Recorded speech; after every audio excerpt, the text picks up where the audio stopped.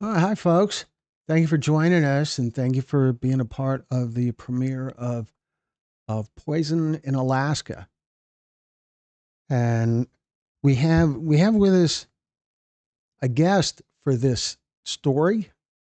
We have Sandy Snodgrass, who's with AK Fentanyl Response in Alaska, and she is going to join us now. And so I'm just trying to make all this technical stuff happen here while I entertain you guys. So here we are. Welcome, Sandy.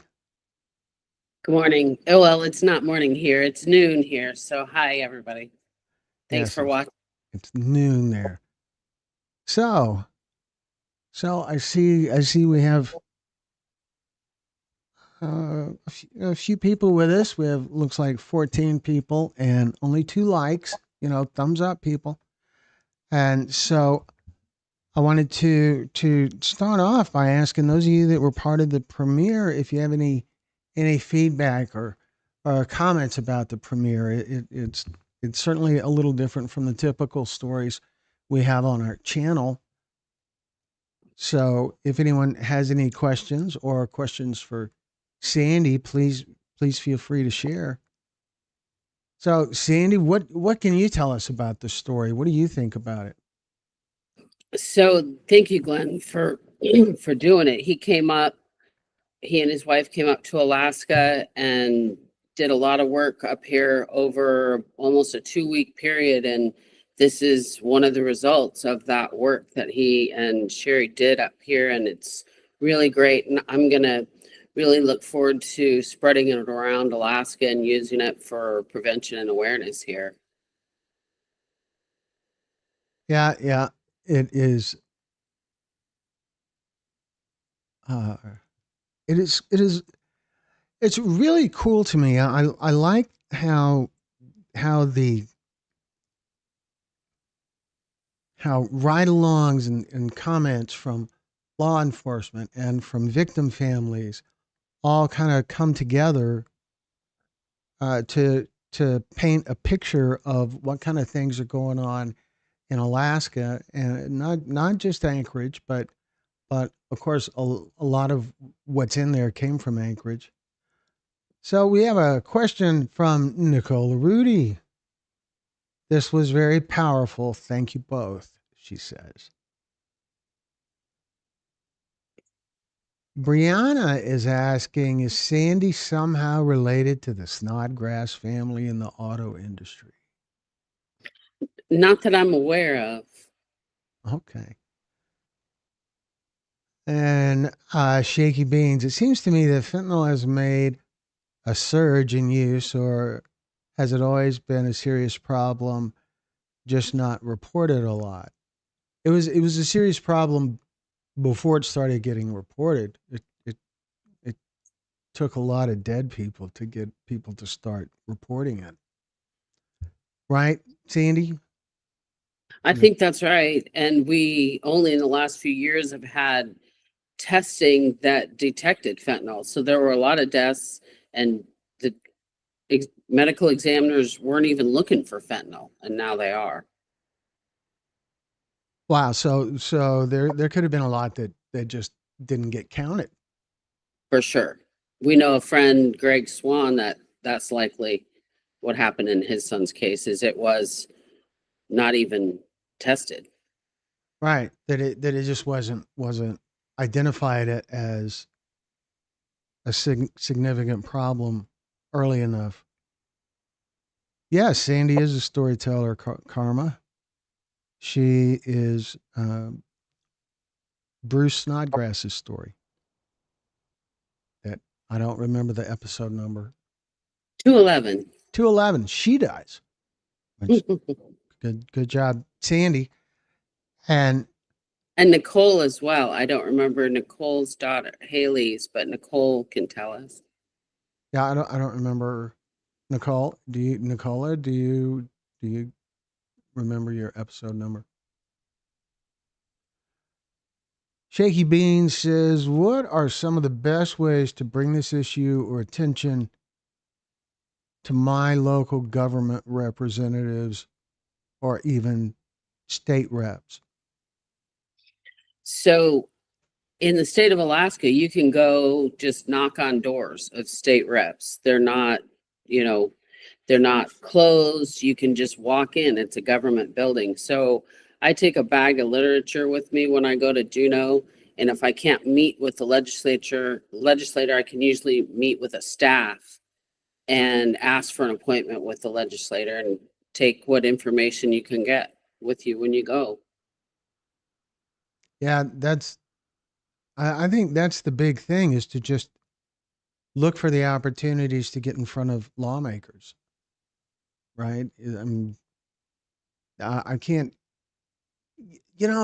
it's a challenge until it becomes a crisis for for the legislator, for the lawmaker who has a stake in whatever area. When it hits them, then it becomes something that they listen to. Until then, it it, it seems like they want to pretend like it's not happening. So one of the other things that I do is I go to my legislator, my district, the person that I can vote for. I'm a constituent of theirs. So Mhm. that carries more weight. If I'm in that person's voting district, they're more likely to see me. For sure. Haley Leinhart, episode 219. And so, what other, there's legislators are more aware of it, particularly because there's money in it now. Because of the opioid settlement funds, states are getting some money that they have to disperse for efforts that involve opioid awareness, opioid abatement, whatever. Maybe you could talk a little bit about that, Sandy. So different states are doing different things with the money. So every state is getting lump sums of money from the pharmaceutical and the drug companies and pharmacies over the next 18 years, huge lump sums of money.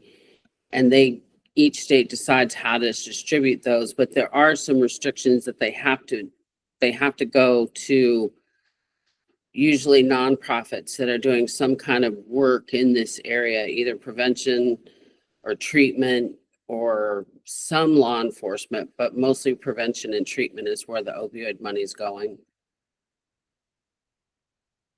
Right, prevention and treatment and uh, schools. What about putting pressure on schools? You have It's pretty difficult. Schools still want to say, we don't have a drug problem in our school.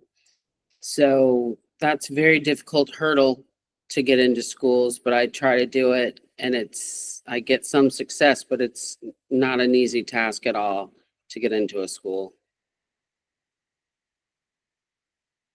Nicola says the federal statute of limitations on statute.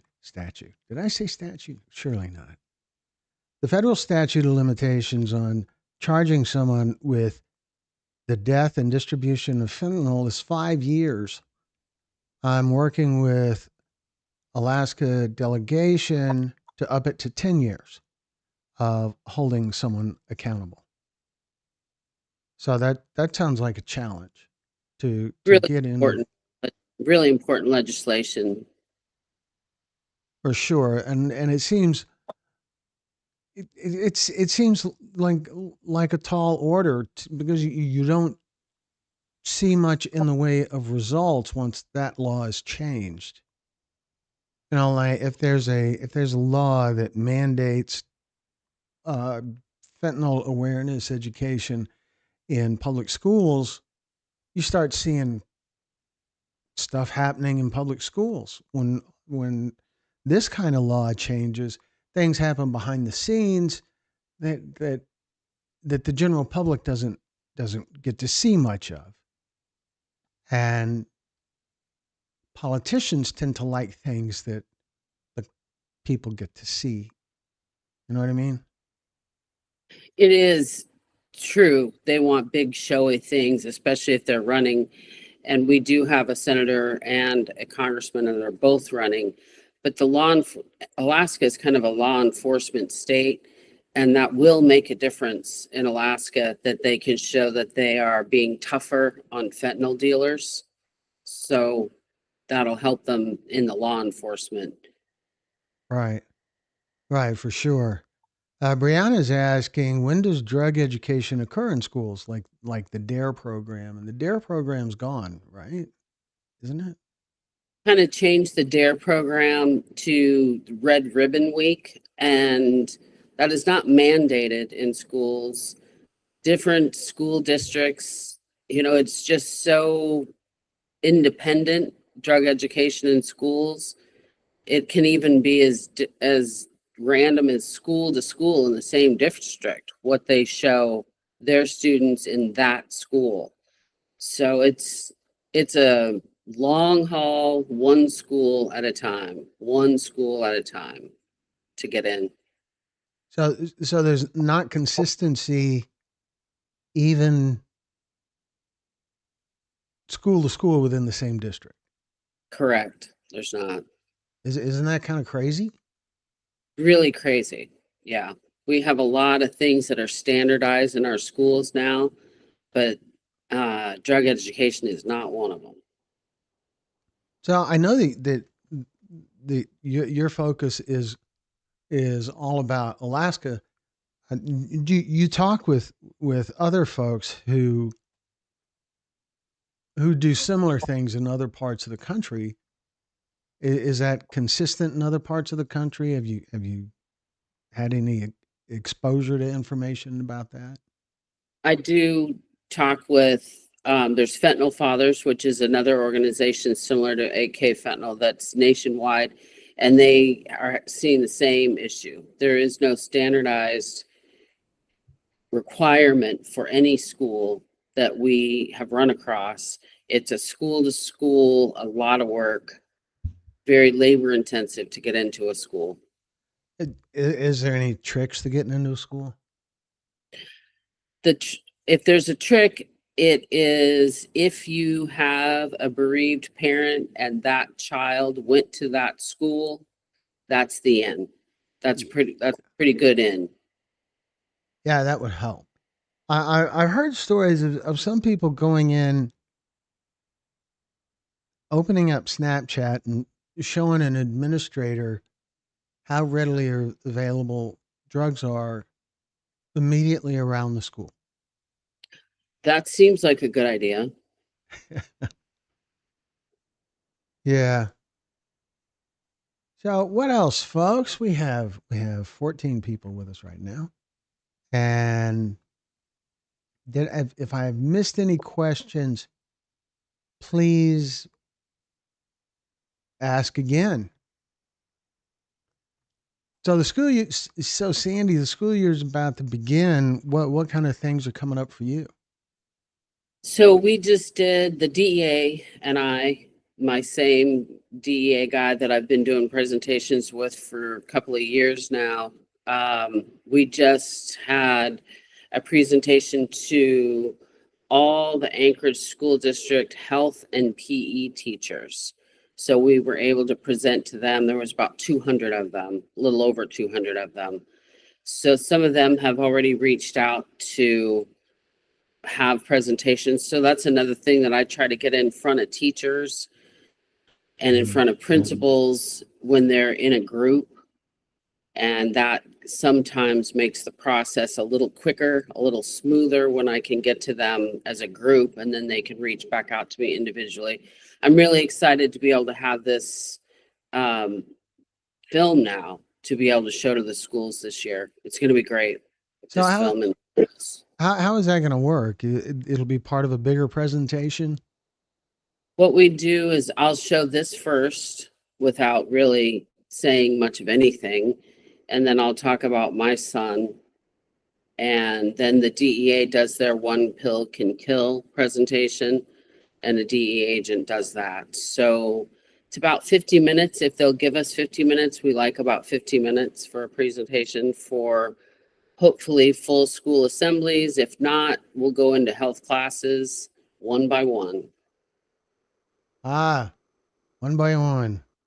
And so, how when you're giving a presentation and the DEA is involved, how are they received by the students? These are high schools and middle schools. Is that right? High schools and middle schools, DEA agents are what they are, and they just think they're the greatest thing since sliced bread, and they most certainly are. So they go in with that kind of attitude that they're the DEA. And so, they're very impressive. DEA agents are. The boys want to be them, the girls want to date them. So, you know, they carry their own swagger, those DEA guys, and they've earned it. They're out there. They're Right. doing the deal. For sure. So there's a an it's kind of belittling, I guess, to call it a novelty, but there's something about having a DEA agent presentation that has a little bit of extra oomph to it, just because he's got a hat on that says DEA or a badge or whatever. But isn't there kind of a There is for me. Most of yeah, them are carrying guns down their pants, even in schools. So, they're armed. And, some of them say, if you have drugs on you or in your car right now, you should probably get rid of them because I'm carrying handcuffs. So, they do that kind of thing. And it lends credibility to me. It lends credibility to AK Fentanyl Response to partner with the DEA. If they're willing to work with me, I that just helps me every time they show up. for sure. And they're easy to work with. Easy, or are they? They are for me. I don't know. Other people have had other experiences with DEA and working with community partners. But in Alaska, I've had really, really a lot of success working as a community partner with the DEA. I work very closely with them, and they really try to help me when they can. Very cool. So, Shaky Beans has a question. What groups or support systems can these families go to? Also, have you seen certain things that families do or use to help them carry on and begin to heal or find some sort of momentum to grow? You say families, Shaky Beans, I'm assuming you mean families that have lost a loved one to fentanyl. Uh, Certain things that families do or use to help them carry on. That's a tough one. Sandy, you're carrying on. You're So pissed. I am, and every person that loses a loved one to anything responds in their own way to the grief, Mhm. and that's what they should do. There's no right or wrong, but for me, I need to keep telling Bruce's story. I keep needing to warn other people about the dangers of fentanyl. I think one of the ways that got me started and helped me was joining Lost Voices of Fentanyl, Mhm. LVOF. It's a huge Facebook community, and you can find your people there. So there's so many of us. Some of those folks are grieving and want to connect with other people that are grieving. Some of those people are fighting fentanyl. I connect with other people that are fighting fentanyl there. So I think that's a good platform to start. And then as it goes, you find your people. LVOF is certainly a big organization. They have a rally coming up in Washington, D.C. in October. You wouldn't know the date of that, would you? No, I don't. It's happening again in October, and LVOF has it for sure on the Facebook page when Mhm. it is. August 21st is another big one in New York City. for prevention and awareness. August 21st, New York City again, Times Square. Wow, that would be cool. We're not going to be able to make that one. We're going to be in Florida, I believe. So there will be a lot of things going on the 21st. Yeah, 21st is the what is it? It's the National awareness. Fentanyl Prevention and Awareness Day, the 21st of August.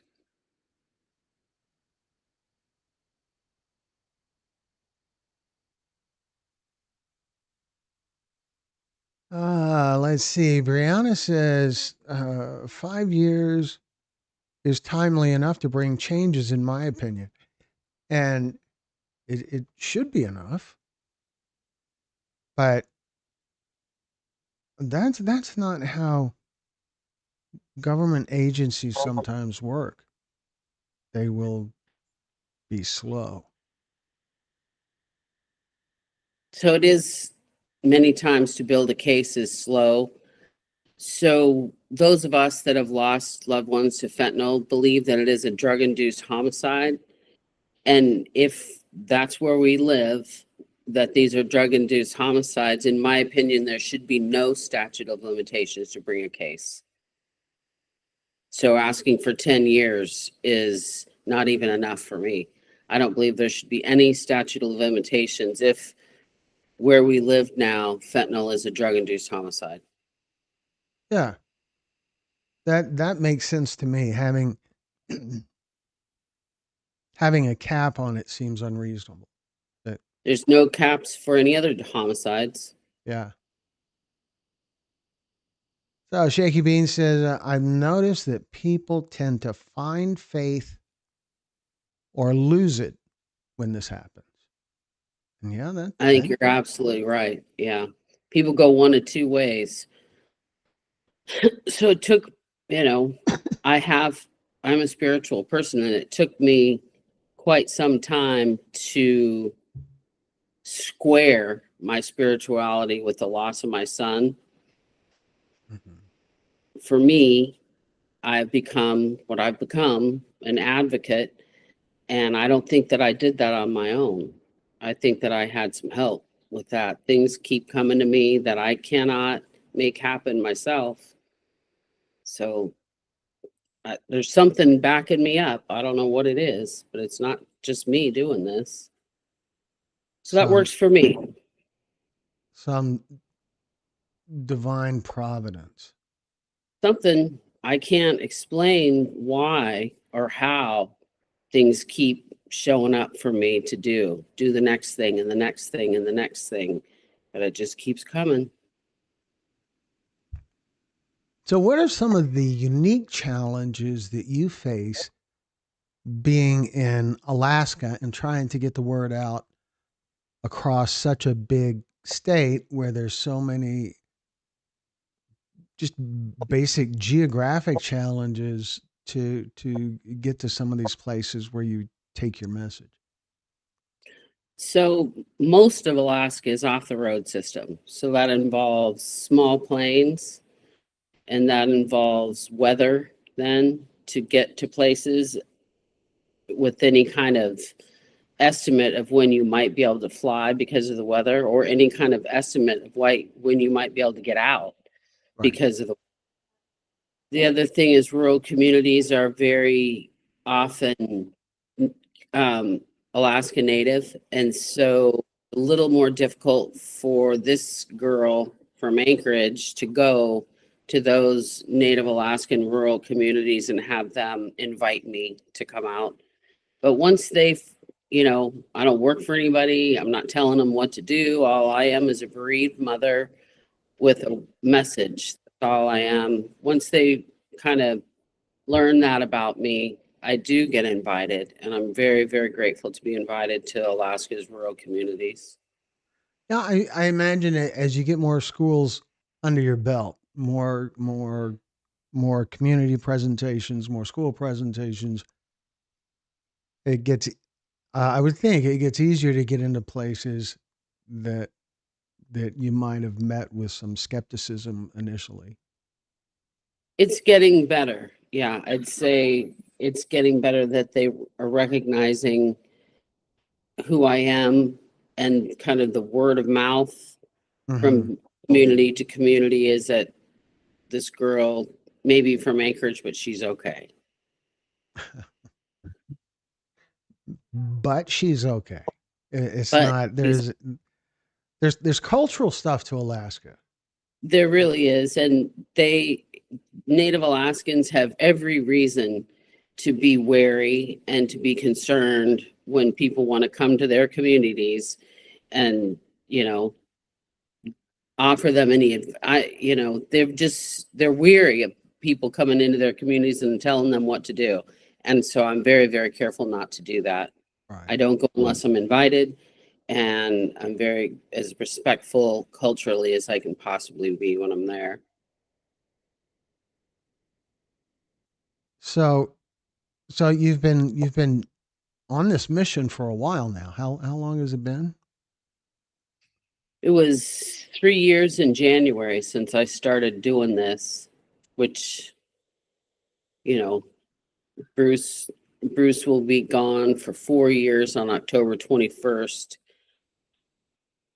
So we're coming up on his 4 year Mhm. date of death, I guess. Yeah. So in the course of all this time that you've been pursuing this mission, you have to have a few really impactful experiences for you, I would think. Right? Me personally, I there's several. Watching Bruce's bill get read on the Senate floor is certainly up there, with a huge, photograph of my child on the Senate floor while they're reading his bill was a big deal. Um, for me personally, I was in DC on a separate trip from that and walked out of my hotel room door and found a guy laying on the hotel room hallway floor, blue and dying. And I carry naloxone with me wherever I go, and I was able to reverse a guy and save. He was dying. He was blue, and I went back in the room, got the naloxone, put it up his nose, and he came back to life. So naloxone works. I saw it. That's got to be it's got to be an awesome experience that and to have that, to be able to draw on that experience when you're talking to students, I would think is a real benefit because that whole it can happen anywhere. I remember I remember once offering a couple of boxes of naloxone to a pastor, and his reaction to put in their first aid kit. They have a wall mounted first aid kit, and his reaction was, "Oh, we don't need that kind of thing." And I was able to persuade him to take it by pointing out that people drifters kind of walk through the parking lot now and then, and something could happen with this. Oh, yeah, okay, well, and so, but it took doing that because of this kind of stigma. It seems like. Do you run into much of that? Yes, there still is. And, quite frankly, mostly it's with parents. Parents say, my kids would never do that. My kids are good kids. My kids are different. And that, Or they they'll, say, I talk to my kids. well, yeah, I get that too. My kids know all about drugs. They would never. Yeah. And we know that that's not true.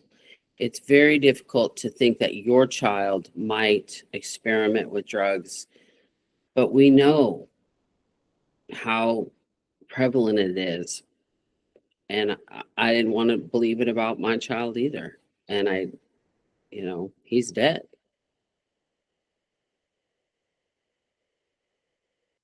Yeah.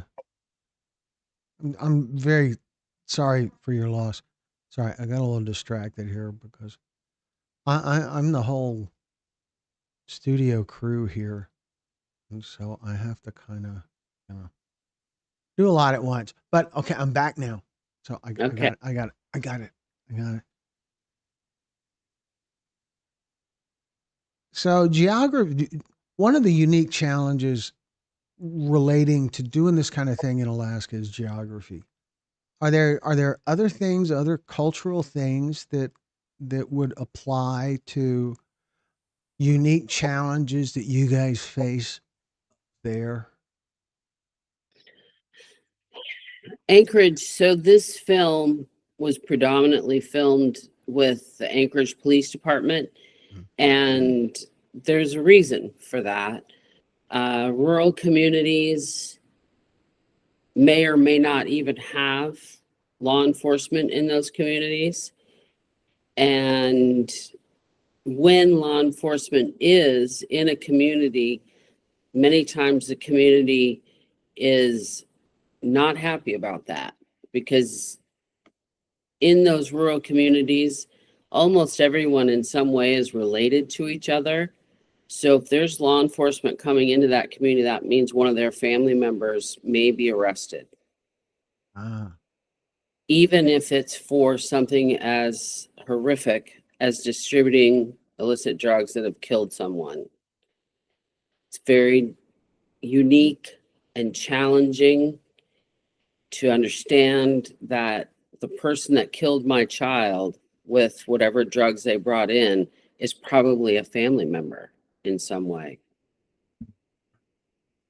So well, that how do they deal with that? yeah, that does seem like a pretty Alaska specific kind of challenge. Are there others? What else? What else would people who don't know about Alaska? What kind of things might surprise them that's just every day to you? Well, I think we talked about the geographic challenges. We do not have road systems here. I mean, really, we have one road in and out of the state of Alaska. That's it. The rest of it is either by boat or airplane, predominantly airplane. Um, Illicit drugs get here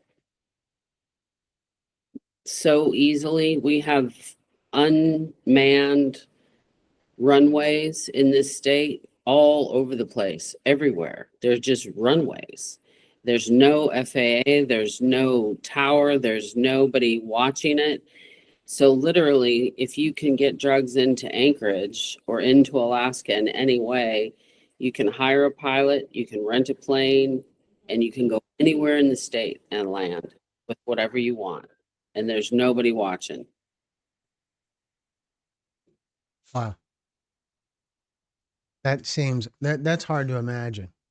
Uh, Anywhere else in the country, you would think that yeah, that's peculiar.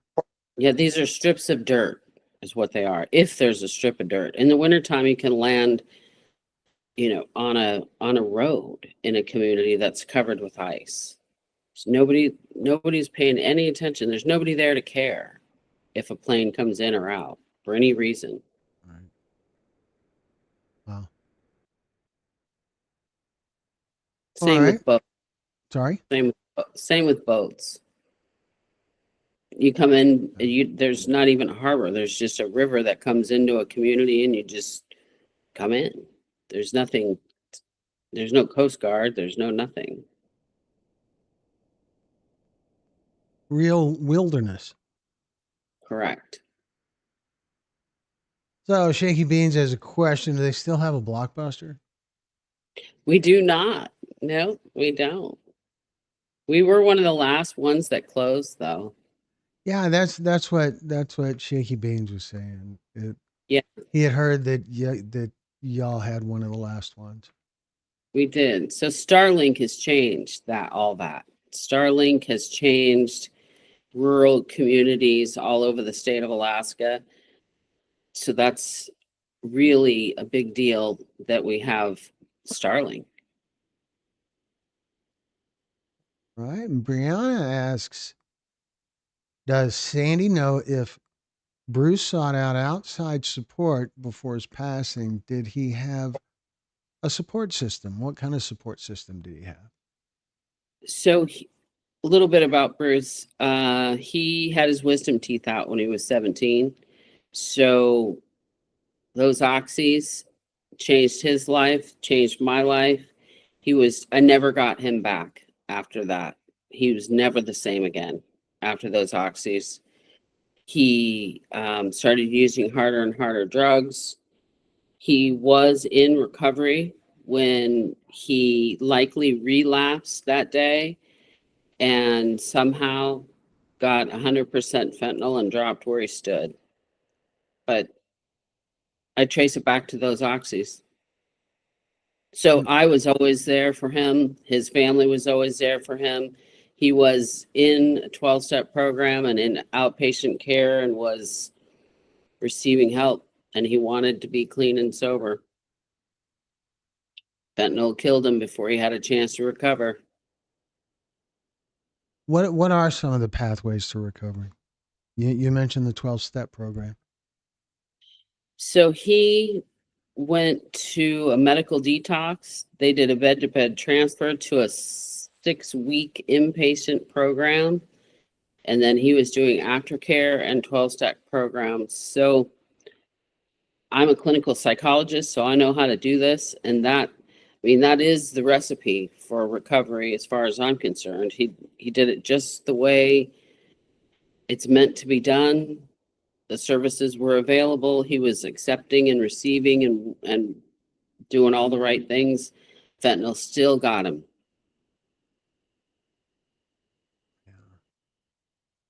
It is there is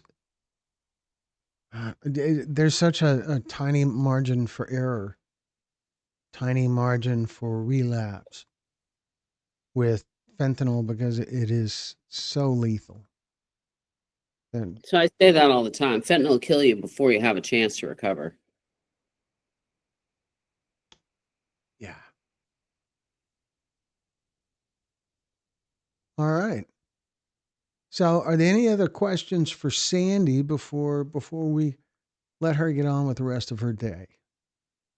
If any of you folks have any questions, please share them. What Sandy, what should people know about AK fentanyl response? Well, I do a lot of different things and it kind of goes over some of the stuff that I do on the website, but I'll go anywhere, anytime for a presentation.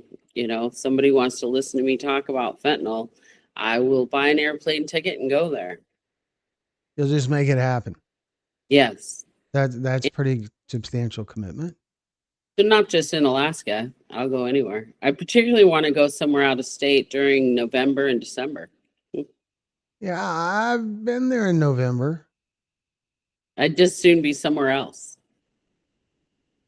Well, it was really an awesome experience being there. We had some really special accommodations, and it was a wonderful time for me and Sherry, and for all the folks. I don't know.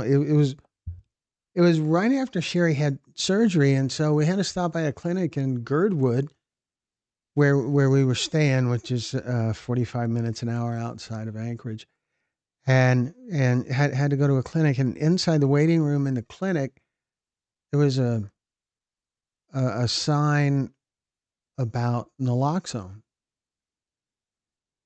and some sort of awareness sign. I don't remember exactly what it said, but I thought it was kind of cool that there it was in this little, yeah, we'll just call it a little town in Alaska, just right there, right up front, right behind the reception. That's great. Yeah. Georgia says, this is awesome news. I just learned about fentanyl. My daughter's school held a meeting and I learned so much and started telling my family how dangerous it is.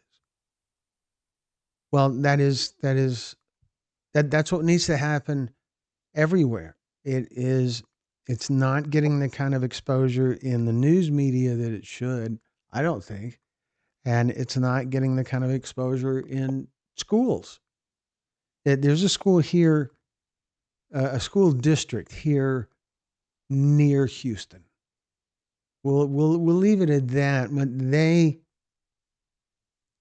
some of us approached them to do some fentanyl awareness training, and they said no. They said we don't have that kind of problem here. And then a few weeks later, a girl in school was caught with pills that were counterfeit and contained fentanyl.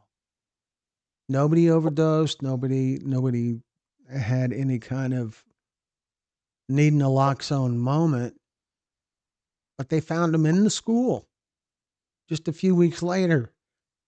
And so they called us back and said, yeah, okay, you can come. But it took that. It could have just as easily been a dead student. So it's kind of crazy. Anyway, yeah, that gets me going because I saw that drama unfold. So, all right, folks. So it's about time to wrap it up. I'm going to let Sandy go, and then I am going to hang out for another. Yeah, I know. My God is right, Georgia. Yeah, it is. It's crazy. It, now, from the administrator standpoint, I can kind of understand because there are nut job parents out there. There are parents out there that are constantly just on guard for any opportunity to complain about whatever the school's doing. That I can imagine how administrators would hear a suggestion of having a presentation about drug awareness in their school and I think, oh God. Then that one parent is going to call me up and she's going to say, why is this happening? Is there drugs in your school? Do I need to get my kid out of your school? They're going to go nuts. And parents do that. Not all, not even most, but a very loud and annoying minority do. And gosh, those administrators have to deal with them all. So it is a challenge for them, I'm sure. Anyway, but I digress. So I want to thank Sandy Snodgrass for joining us, and I want to encourage all you guys to visit akfentanylresponse.com and explore the website and see what else she's got going on and see how that might fit in with any ideas you might be pursuing for whatever area you're in. So I will say good day to Sandy. Let's see if I can figure out a smooth way to make all this happen. But I want to thank Sandy. Thank you so much for being a part of this and for all of the uh, all of the help with developing the story about Anchorage or about Alaska, and uh, keep us posted on how the film does in Alaska when you start getting it in front of students about how it gets received and all of that good stuff. And we will certainly keep in touch. So thank you for being here, and we will talk to you soon. Thank you, Glenn. Take care. Bye bye. All right. So that was Sandy Snodgrass. She is such a kick. She's still here on this other monitor I have here. Right. So anyway, I just wanted to have another moment with you guys to see if there's anything else that you wanted to uh, address before we wrap this up. We've been here for over 45 minutes, and that ought to be enough for a Saturday, don't you think? I appreciate you guys joining us.